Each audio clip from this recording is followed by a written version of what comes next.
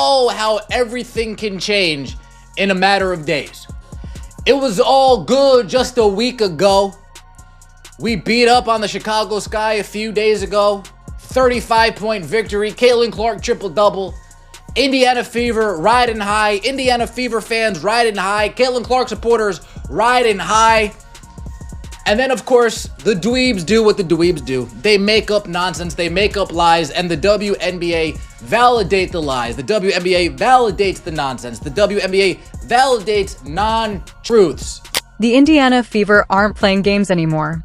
They've officially had enough, and now they're threatening to walk away from the WNBA entirely over what they're calling flat-out lies. Not rumors. Not hearsay. Straight-up lies. But here's where it gets wild. No one's actually revealing what those lies are. Shady? Oh yeah. Suspicious? Absolutely. Whether it's behind-the-scenes drama or secrets just waiting to explode, the Fever are acting like they've got some serious dirt, the kind of info the rest of the league really doesn't want going public. So, is this a calculated power play? Or the beginning of a scandal big enough to rock the entire WNBA? Either way, buckle up, because this story is about to blow wide open. Unbelievable. Absolutely unbelievable. This dump, this turd of turds known as the WNBA, this damn league can't get the hell out of their own way. They don't get it. They just don't get it. The diva of Dump Divas, Kat Engelbert, she does not understand how fragile this fan base is. And by fragile, I'm referring to their level of loyalty to pretend basketball, which in this case doesn't exist. Alright, strap in, because if you thought WNBA drama started and ended with basketball, you're about to get hit with a reality check messier than your ex's 2 a.m. apology text. Let's talk about the beautiful chaos happening both on the hardwood and behind the scenes. The Indiana Fever, powered by the electric, can't take your eyes off her Caitlin Clark, have basically become the WNBA's golden goose. She's the ticket, the headline, the walking highlight reel every league executive dreams of. Ticket prices? Sky high. Sellout arenas? Check. New fans flooding in? Oh yeah, in droves. The Fever aren't just showing up, they're lighting up the league with the kind of energy, excitement, and spotlight the WNBA's been begging for. I would think the number one thing you'd be talking about after that game, after that amazing performance from Caitlin Clark, the triple-double, the amazing passes, the crazy shots, you'd think we would be talking about basketball. The number one thing you think we'd be investigating is how nobody else in the WNBA has ever done anything like Caitlin Clark is doing. We should be investigating the fact that Caitlin Clark's 4 threes in that game were more exciting than, like, if you go to 2022 and check out the top 10 plays of the WNBA season, her 4 threes in that game were more exciting than those 10 plays. Literally. Like, what she does in one game is single-handedly more exciting than anything we've ever seen in the WNBA. That's what we should. And yet, somehow, the league and a chunk of its hardcore fan base are out here acting like the Fever are the problem. The villains. The so-called bad apples spoiling the bunch. Why? Because Fever fans had the audacity to get too hyped? Because Caitlin Clark had the nerve to play physical and lay down a clean, hard check on Angel Reese? Really? It's almost like the rules suddenly change when it's Indiana, or more specifically, when it's Caitlin making the headlines. This is what started all of this. It's a flagrant, and then Chicago will maintain the basketball. Reese misses. Okay, that was it. That noise you heard right there that sounds a little bit like a dolphin was actually a YouTuber called Flight Reacts. A laugh.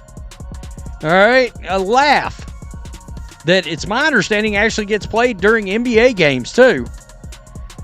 That's what it's all about, because they tried to say that sounded like a monkey. All right, let's rewind this like it's the pilot episode of a spicy reality show. First up, Angel Reese, queen of side-eye, master of the smirk, throws the first shot. A not-so-subtle shove to the back of a Fever player's head. Yeah, it wasn't accidental. It screamed, "I'm here to stir things up and dare anyone to call me on it." Then comes Caitlin Clark, who responds with a textbook fall. Clean, solid, well within the flow of the game. No drama, no cheap shot, just basketball. But suddenly, the script flips. Fever fans? Branded the villains. The league? Whispers turn into headlines, hinting at racism in the crowd. And Angel? Magically elevated from agitator to untouchable, the new face of victimhood. National television. It's been the most polarizing conversation in all of sports over the last 24 hours rather.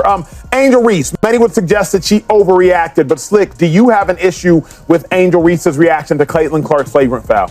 Yes, and I have an issue with the way she reacted. I have an issue with the way it's being handled by her, by the Chicago Sky, everybody involved. Thankful they continue to show up for us, and they make a lot of noise. Like, they're into it. They're not just sitting there. Like, they're invested in this basketball. It's great for our league. It's great for every team that gets to come and play here. I think we've had a lot of great battles, and they've helped us win a lot of games on this floor. So, like I said, hopefully we can bring the playoffs back here and give them a taste of it, because they deserve it. It's been since 2016. So, it's only going to get better and better from here on out. The irony? It's almost too rich. Fever fans are the only ones consistently packing arenas. They're buying the merch, snapping up jerseys, and keeping those ticket scanners busy, basically footing the bill for the entire league. Meanwhile, the rest of the WNBA is sitting on the sidelines like a salty crowd at someone else's standing ovation, watching their own ratings get swallowed up by one superstar and the team riding with her. Not a flagrant foul on Caitlin Clark. Listen, I was at the game. If there was somebody being racist or saying shit, obviously boot him, never let him back. I would be stunned beyond belief if that was the case. This crowd, I've sat on the wood for a million games, been in a million environments. The crowd at the Fever game, little girls, families, ladies, nice crowd. You even though it's 100% false, by acknowledging we don't condone hate and not seeing that this was a internet rumor, complete bullshit, you're lending credence to this. There was none of that. It was a great crowd, a positive crowd. Yeah, Angel Reese deserved to get her ass booed when she attacked Caitlin on a normal foul. Other than that, you can almost hear the whispers floating around. Oh, we want Caitlin to succeed, just not like this. Not with those fans behind her. Translation? We're cool with the league growing, as long as it sticks to our script of struggle, drama, and controlled narratives. It's like the WNBA, instead of riding the wave of momentum, looked at its own rising popularity and thought, you know what would be smart? Let's self-sabotage. So what do? They start torching the one team that's actually keeping the lights on.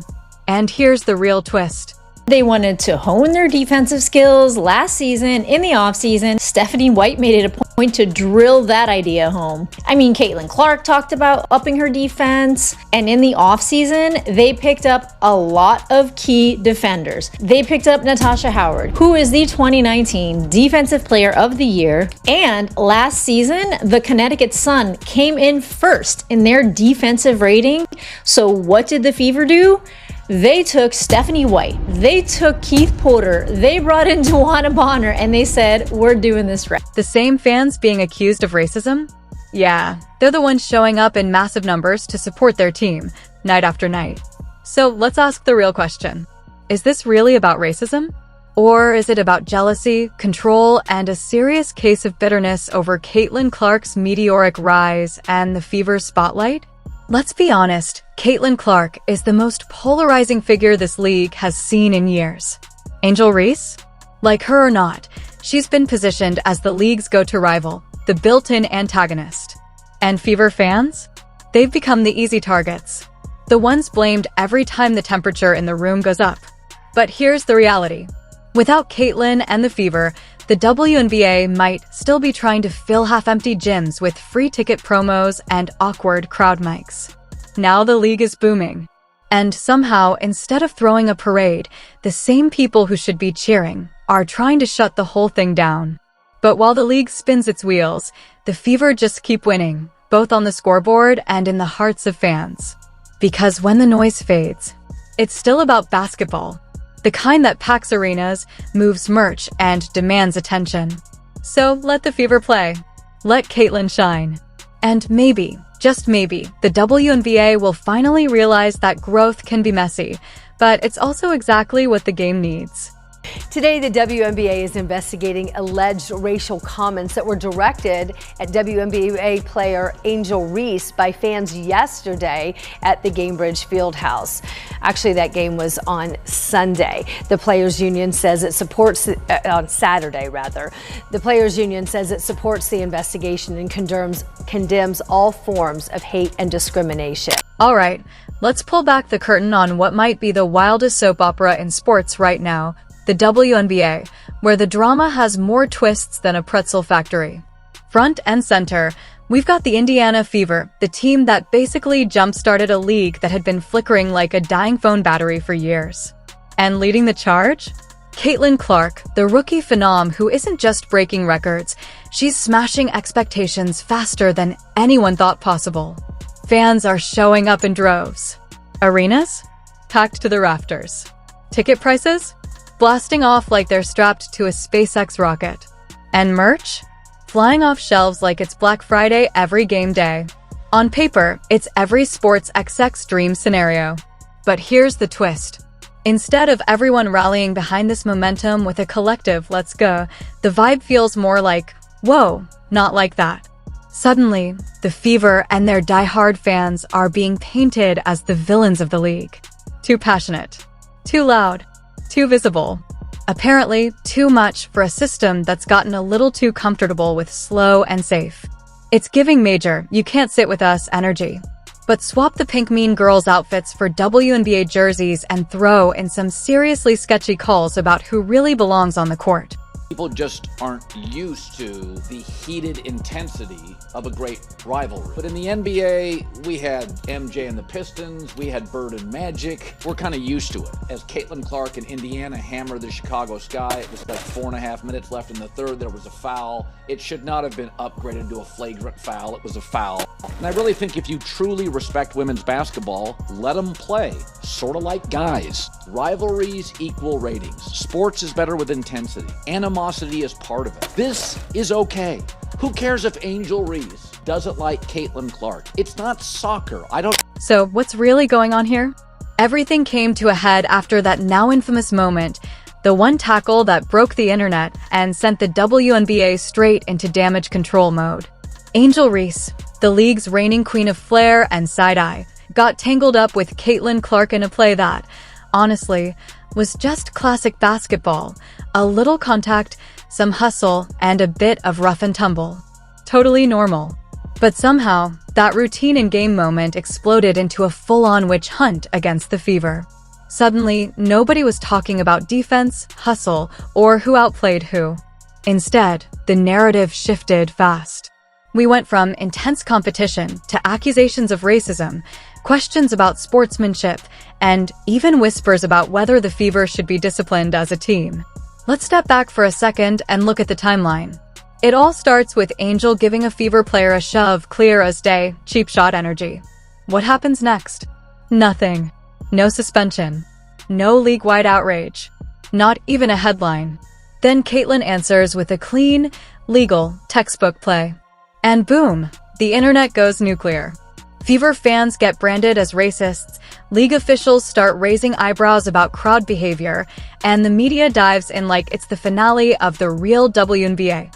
At this point, you can't help but wonder, did someone accidentally switch us from the sports network to a full-blown reality show? Had Angel or anyone else done the exact same type of a foul to Caitlin, the storyline is different. I don't have an issue with the foul. I thought it was a hard foul. I was always taught you don't give up an easy basket, and that's what I thought Caitlin did. My thing with that was stand in it. Stand on business. Yeah. I got no issue with none of it. It's just basketball soft as hell right now on both sides of it. There ain't no damn flagrant foul, man. Hear your perspective on the flagrant foul. What was the point you were trying to make to her? It's just a good take foul, you know? It's either wide open 2 points or, you know, we send him to the free throw line. Nothing malicious about it. It's just a good take foul. Every basketball player knows that. But here's where things really get interesting. The Fever aren't just the hot new team on the scene. They're the reason WNBA arenas are finally buzzing again. Meanwhile, most of the league, still struggling to draw crowds or move merch. So it begs the question, why the sudden microscope on Fever fans, the only group actually showing up, showing out, and bringing energy to the game? It's like blaming the life of the party for making the party fun. all while other fan bases sit quietly in the corner, watching empty seats pile up and their team gear collect dust. And at the center of it all is Caitlin Clark, a rookie who isn't just playing the game, she's flipping the entire script. She walked into a league where veterans were expected to hold the spotlight, and instead, she grabbed the mic, took center stage, and made it very clear. She's not here to blend in. She's here to change everything. She's breaking attendance records, lighting up the scoreboard, and drawing more eyeballs to the WNBA than ever before. But instead of being celebrated, she and the Fever are being met with resistance. Why? Jealousy, turf wars, and let's be honest, a little bitterness. It's like the league forgot what competition is supposed to do: push everyone forward, not drag things down with petty beefs and overblown drama.